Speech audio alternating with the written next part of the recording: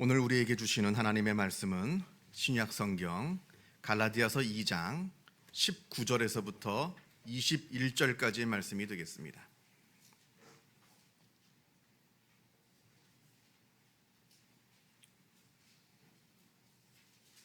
신약 성경 304면에 있습니다.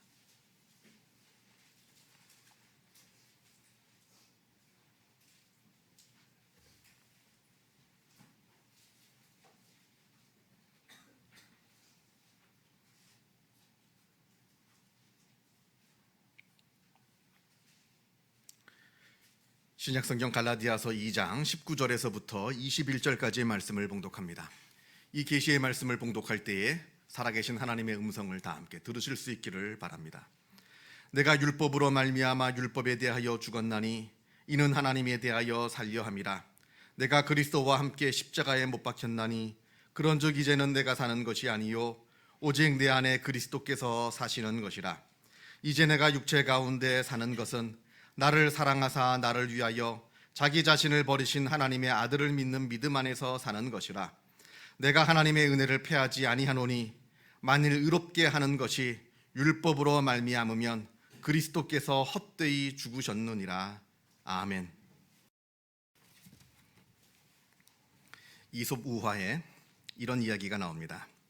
당나귀 두 마리가 각자 자기 등에 짐을 싣고 먼 길을 가고 있었습니다. 한 마리는 아주 값비싼 황금과 멋진 옷을 차려입은 부자를 태우고 길을 가고 있었고, 또 다른 한 마리는 보리자루와 허름한 옷을 입은 하인을 태우고 먼 길을 가고 있었습니다. 황금과 부자를 실은 그 나귀는 이렇게 값비싼 물건과 고귀한 그런 사람을 태우고 가는 자기 자신이 왠지 좀 자랑스러웠습니다. 그런 반면에 보리자루와 하인을 태운 나귀는 왠지 자기 자신이 좀 초라해지는 그런 느낌을 들어서 주눅이 좀 들어 있었습니다. 이렇게 두 당나귀가 짐을 싣고 먼 길을 가고 있는데 갑자기 어디선가 강도들이 나타났습니다. 강도들이 나타나가지고는 이 보리자루와 하인을 실은 당나귀는 본 척도 하지 않고 지나가 버리고 오직 황금과 부자를 태운 그 나귀에게로만 달려드는 겁니다. 그리고는 그 나귀와 그 부자를 죽이고 그 황금을 빼앗아 갔습니다. 이걸 본 허름한 하인과 보리자루를 실은 그 나귀가 이걸 보고는 자기가 얼마나 복받은 동물인가, 자기가 황금이 아니라 보리를 짊어지고 산 것이 얼마나 다행인가, 이렇게 감사했다고 합니다. 여러분, 무엇이 복입니까? 이 두 당나귀한테 있어서, 이 당나귀들에게 있어서 황금을 짊어지는 것이 복이겠습니까? 아니면 보리를 짊어지고 있는 것이 복이겠습니까? 당장 우리 인간의 눈으로 볼 때는 좀 풍요롭고 화려한 것이 복인 것 같습니다만, 그러나 시간이 지나감에 따라서 때로는 오히려 부족하고 좀 초라해 보이는 그것의 진짜 복이 임할 수도 있다 하는 사실을 우리는 잊지 말아야 합니다. 그래서 무엇이 복인가? 너무 쉽게 예단할 필요가 없고, 무엇이 불행인가? 또 너무 쉽게 낙담할 필요도 없다 하는 겁니다. 오늘 우리가 갈라디아서를 같이 읽었습니다. 이 갈라디아서는 그리스도인들이 예수를 믿으면서도 꼭 굳이 할례를 받아야 하는가 하는 그 문제를 가지고 바울이 갈라디아 교회에게 쓴 편지입니다. 이게 갈라디아서의 내용입니다. 구약시대의 사람들이 생각하기를 하나님의 구원은 할례로부터 나온다, 이렇게 생각을 했습니다. 우리가 창세기 17장을 보면 어느 날 하나님께서 아브라함에게 나타나셔서 언약을 맺으십니다. 그 언약의 내용은 이겁니다. 하나님은 아브라함의 하나님이 되겠다. 그리고 아브라함은 나의 백성이 되어라, 하나님의 백성이 되어라. 이게 바로 간단하게 얘기하면 하나님과 아브라함 사이에 체결된 그 언약의 내용입니다. 그리고는 그 언약의 증표로 아브라함이 할례를 받게 됩니다. 이 할례라고 하는 것은 하나님과 아브라함 사이에 정식으로 언약이 체결되었다라고 하는, 지금으로 말하면 쉽게 얘기하면 오늘날의 계약서와 같은 겁니다. 계약서. 어떤 뭐 부동산을 계약한다든지 뭘 할 때 쓰는 계약서와 같은 겁니다. 이 계약서가 그 계약을 객관적으로 증명하듯이 아브라함이 받은 이 할례는 하나님과 아브라함 사이에 맺은 그 언약을 객관적으로 증거해 줍니다. 그런데 중요한 게 있습니다. 이것은 증표일 뿐이지 이 할례를 받았다는 것만으로 구원을 얻는 건 아닙니다. 이건 그냥 계약서입니다. 계약의 내용이 잘 지켜져야 계약이 성립되는 것이지, 그래서 계약이 유지되는 것이지, 계약서만 갖고 있다고 해서 그 계약이 유지되고 지속되는 것은 아니다 하는 겁니다. 마찬가지로 아브라함이 할례를 받았으면 진짜 내가 하나님의 백성으로서 살아야 되는 겁니다. 하나님의 말씀대로 살아가고 하나님의 뜻대로 살아가고, 만약에 그렇게 살지도 않으면서 내가 할례만 받았다고 해서 내가 무조건 다 하나님의 백성이 되는 것도 아니고 내가 구원받는 것도 아니다라고 하는 겁니다. 그래서 할례는 계약서일 뿐이다. 이것이 바로 우리가 율법으로 구원받지 못한다 하는 내용을 말해줍니다. 몸에 할례를 받았다 하더라도 내가 하나님의 말씀대로 살지 않으면 구원이 우리에게 오지 않는데 우리는 그 말씀대로 살아갈 능력이 없다 하는 겁니다. 그래서 하나님의 아들 그리스도께서 오신 겁니다. 새로운 계약을 맺으려고. 율법을 지켜서는 도무지 구원에 이르지 못하는 우리 이 연약한 인간을 위해서 그리스도께서 십자가에 달려 돌아가신 겁니다. 그리고 그 속죄의 죽음을 믿으면 구원을 주겠다, 구원을 얻으리라. 이게 복음의 내용입니다. 자, 근데 문제는 그리스도께서 하필이면 십자가에서 돌아가셨습니다. 이게 문제인 겁니다. 여러분의 십자가 하면 무엇이 떠오릅니까? 신앙생활을 오래 한 우리들은 아마 십자가 하면 사랑, 구원, 뭐 이런 아름다운 그런 이미지가 이렇게 떠오를 것입니다만, 그러나 복음이 처음 증거될 때 2000년 전에 그 당시 사람들에게 십자가라고 하는 것은 그렇게 좋은 이미지를 연상시킬 만한 그런 아름다운 것이 못 되었습니다. 십자가, 이건 사형 형틀입니다. 우리가 요즘에도 진행되고 있는 교수대 아니면 전기의자, 미국 같은 경우는 전기의자죠. 그런 것과 같은 상상하기 싫은, 생각하기 싫은 그런 사람을 사형시키는, 죽이는 그러한 방법이자 그런 도구였다 하는 겁니다. 십자가가. 그것도 너무나 잔인해서 로마 일반 시민에게는 절대로 행할 수가 없었고, 오직 반역자들이나 전쟁포로 같은 아주 극소수의 특정한 사람들에게만 제한적으로 허용되었던 그런 아주 잔인하고 혐오스러운 사형 방법이 바로 십자가라고 하는 겁니다. 그런데 기독교 복음은 이 십자가에 달린 예수를 증거합니다.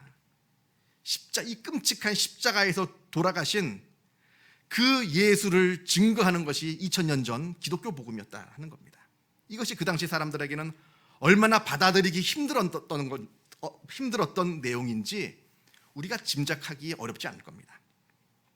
그래서 사도 바울이 이렇게 얘기합니다. 유대인은 표적을 구하고 헬라인은 지혜를 찾으나 우리는 십자가에 못 박힌 그리스도를 전하니 이것이 유대인에게는 거리끼는 것이요 이방인에게는 미련한 것이로다. 이렇게 말합니다. 가장 잔혹하고 수치스러운 죽음을 당한 하나님의 아들, 이걸 누가 믿겠습니까? 이걸 누가 받아들일 수 있겠습니까? 하는 말입니다. 가장 강한 자가 가장 연약한 모습으로 죽었습니다.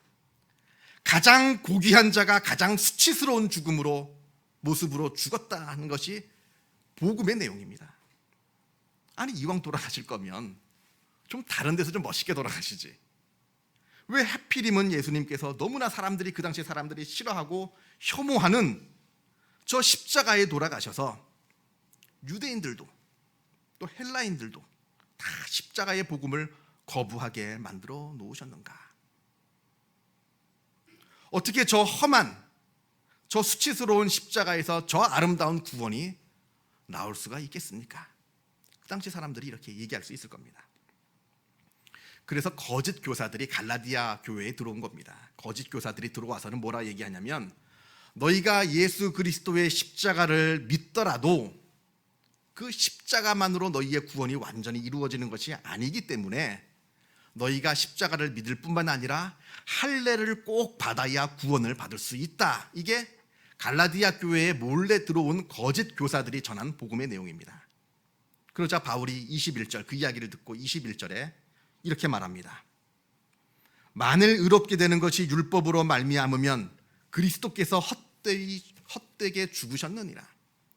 만일 사람이 예수 그리스도를 믿고도 그것으로 완전하지 못해서 구원이 완전하지 못해서 할례를 또 받아야 한다면 그리스도가 굳이 죽을 필요가 없었다는 겁니다.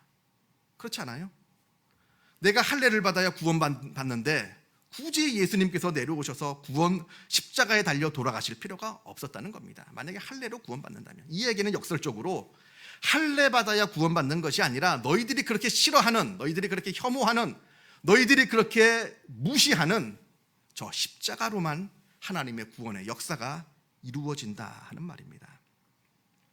고린도전서에서 계속해서 바울이 이렇게 분명하게 이야기합니다. 그러나 오직 부르심을 받은 자들에게는 유대인이나 헬라인이나 그리스도는 하나님의 능력이요 하나님의 지혜이니라. 우리 인간의 눈으로 볼 때 너무나 혐오스럽고 너무나 초라해서 거기서는 도무지 온전한 구원이 나올 수가 없을 것이라 생각하는 저 십자가, 그 초라한 십자가만이, 그것만이 진정한 구원의 은혜이고 또 그래서 이 십자가야말로 하나님의 능력이고 하나님의 지혜라고 바울이 힘주어서 분명하게 얘기합니다. 하나님의 은혜는 인간의 눈으로 평가하는 게 아닙니다. 인간의 눈으로 볼 때 대단해 보인다고 거기에 하나님의 은혜가 임하는 것이 아니고, 또 반대로 인간의 눈으로 볼 때 아무리 초라하고 보잘것없다 해도 거기에 하나님의 놀라운 은혜가 나타나고 역사하는 것입니다. 도스토예프스키가 쓴 까라마조프가의 형제들에서 파 한 뿌리라고 하는 짧은 이야기가 나옵니다. 제가 언젠가 한번 이 이야기를 소개해드렸던 기억이 있습니다만 한번 들어보시기 바랍니다. 파 한 뿌리라고 하는 내용의 짧은 이야기입니다. 옛날 어느 시골에 심술이 고약한 어느 노파가 살다가 죽었습니다. 그런데 이 노파는 일평생 착한 일이라고는 눈꼽만큼도 해본 적이 없는 그런 사람이었습니다. 이 노파가 죽어서 당연히 지옥에 갔죠. 지옥에 갔습니다. 그런데 천국에 있는 한 천사가 그 노인이 너무너무 불쌍해서 하나님한테 좀 긍휼을 좀 베풀어 주셔서 저 지옥에 있는 노파를 천국으로 좀 이끌어 주십시오 이렇게 간청하기로 마음을 먹었습니다.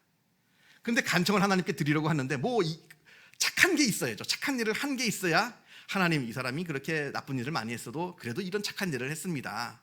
좀 이 착한 일을 크게 봐주셔서 천국으로 좀 보내주십시오 이렇게 말할 거리가 있을 텐데, 아무리 이 노파의 일생을 더듬어보고 더듬어봐도 이 노파가 한 번도 일평생 선한 일을 해본 적이 없는 그런 사람이었습니다.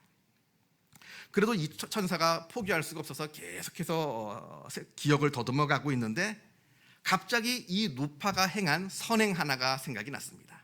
바로 밭에서 파 한 뿌리를 뽑아서 거지한테 준 그 사건이 기억난 겁니다. 이게 이 노파가 일평생 행한 유일한 선행입니다. 거지한테 파 한 뿌리를 준 거. 그래서 이 천사가 이 이야기를 하나님께 올려드리면서 저 노파를 좀 구원해 주십시오 이렇게 부탁을 합니다.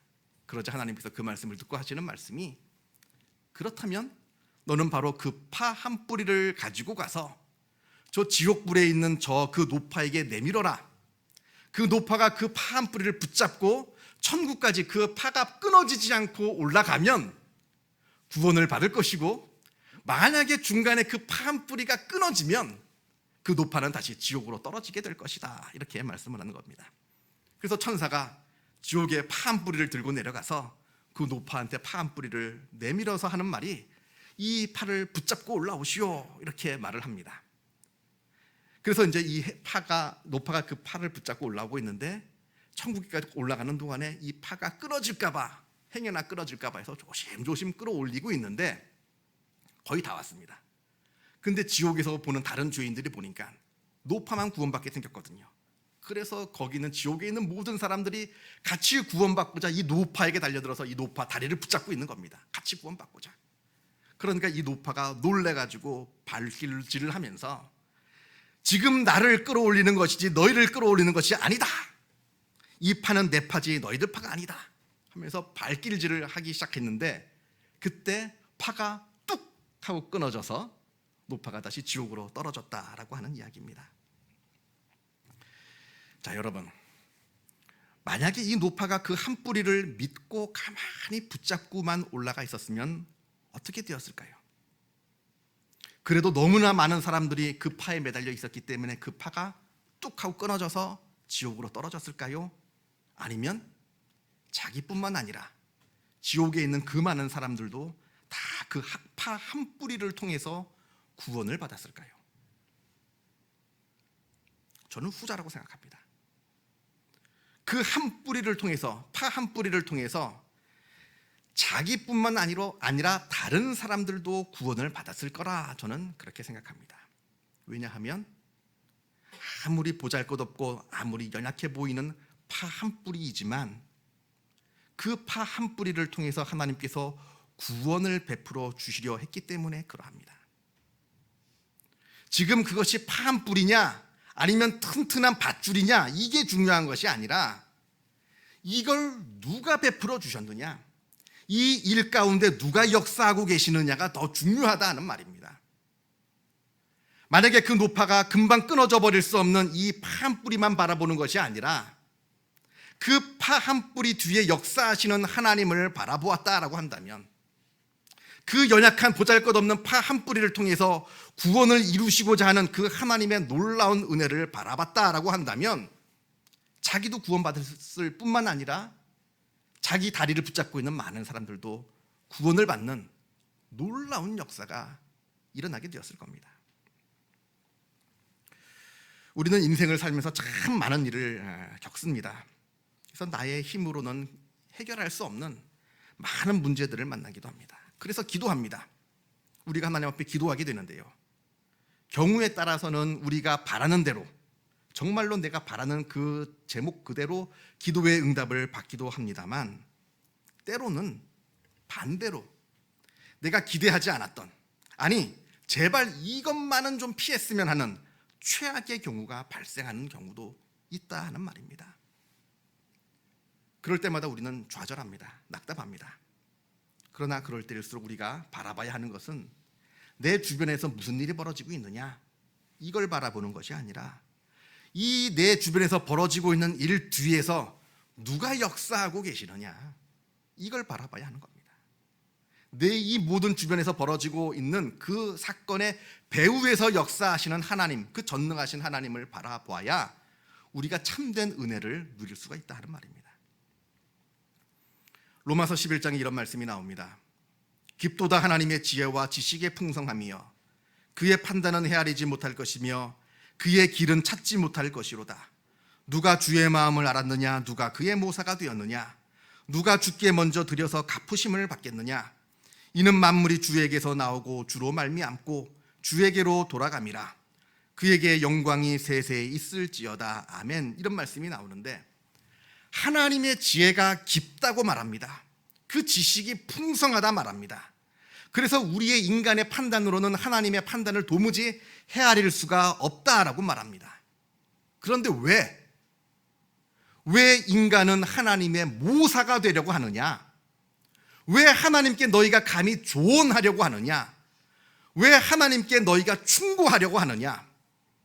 하나님의 조언자가 되어서 하나님 이건 이래야 됩니다, 저건 저래야 됩니다, 내 미련한 지혜를 가지고 그 크신 하나님에게 이건 이래야 됩니다, 저건 저래야 됩니다, 감히 조언할 수 있겠느냐? 너희가 무엇이기에?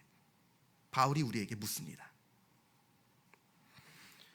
내가 하나님 앞에 엎드려서 열심히 기도하여 얻은 결과가 내가 보기에는 파 한 뿌리처럼 보잘것없고 또 나약해 보여도 그것이 하나님께로부터 온 것이라고 한다면 그것은 하나님께서 나에게 은혜로 베풀어 주신 놀라운 선물인 겁니다. 비록 우리의 눈으로 볼 때는 초라해 보여도 그것은 우리를 구원하고도 남을 하나님의 지혜요, 하나님의 능력이라 말씀하고 있습니다. 로마서 8장 35절부터 39절에서 사도 바울이 이렇게 말합니다. 제가 조금 이해를 돕고자 우리가 사용하고 있는 성경 말고 다른 번역본으로 제가 한번 읽어보겠습니다. 한번 들어보시기 바랍니다. 누가 우리를 그리스도의 사랑에서 끊을 수 있겠습니까? 환난입니까? 곤고입니까? 박해입니까? 굶주림입니까? 헐벗음입니까? 위험입니까? 또는 칼입니까? 성경에 기록한 바 우리는 종일 주님을 위하여 죽임을 당합니다. 우리는 도살당할 양과 같이 여김을 받았습니다. 한 것과 같습니다. 그러나 우리는 이 모든 일에서 우리를 사랑하여 주신 그분을 힘입어서 이기고도 남습니다. 나는 확신합니다. 죽음도 삶도 천사들도 권세자들도 현재일도 장래일도 능력도 높음도 깊음도 그 밖에 어떤 피조물도 우리를 우리 주 예수 그리스도 안에 있는 하나님의 사랑에서 끊을 수 없습니다. 성도 여러분, 하나님의 참되고 궁극적인 은혜가 어디에 있습니까? 무엇이 하나님의 은혜입니까? 사람들은 이것이 은혜이다, 저것이 은혜이다 말들을 합니다만 진정한 은혜는 지금 나에게 어떤 일이 벌어지고 있느냐가 아닙니다.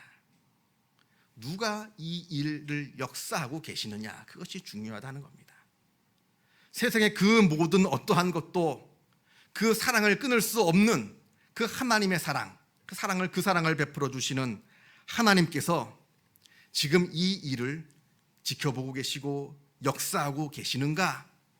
이걸 묻는 것이 더 지혜로운 물음이라 할 수 있겠습니다. 기도하겠습니다. 사랑과 은혜가 충만하신 하나님 아버지, 감사합니다. 우리들을 하나님의 자녀 삼아 주시고 하나님께서 우리에게 구원을 베풀어 주셨을 뿐만 아니라 우리를 지키시고 인도하여 주시는 그 놀라운 은혜에 감사를 드립니다. 때로는 우리가 살면서 우리가 원치 않은 일을 당하기도 합니다. 그것 때문에 낙담하기도 하고 그것 때문에 좌절하기도 합니다. 그러나 그 어려운 일들 가운데서도 역사하시는 하나님의 그 능력을 우리가 바라보게 하여 주옵소서.